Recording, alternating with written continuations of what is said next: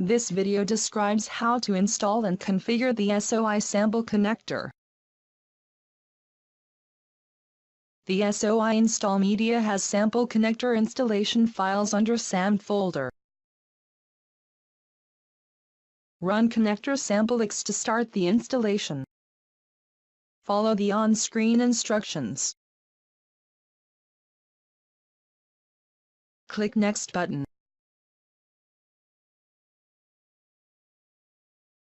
Sample connector successfully installed.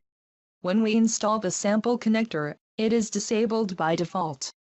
We must enable the connector in its connector configuration file to run the connector and SOI change state value to enabled. Save the configuration file. Restart SAM integration services. Now, sample connector registered to SOI and we can see it in SOI dashboard. Open SOI Service Modeler to see published CIs from this connector. Choose Data Source from drop-down list. Expand Sample Connector from left pane. Expand Router class to see router CIs. There is only one CI is available now.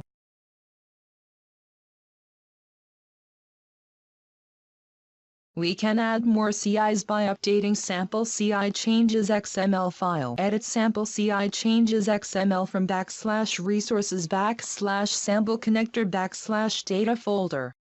Copy lines from 6 to 19 and paste and update property values to create new router CI. This change will create a new router CI called router test without recycling any services. Save the file. Refresh button in SOI Server Modeler to see the new router CI created above.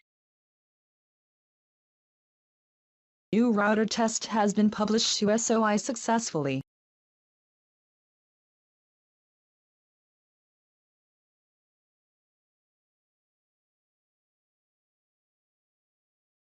Update Sample CI Changes XML to create another router CI. The file. Service Modeler. Router CI is added. We can add any number of CIs to this file without recycling any services. They get published to SOI automatically. Thank you for watching this video.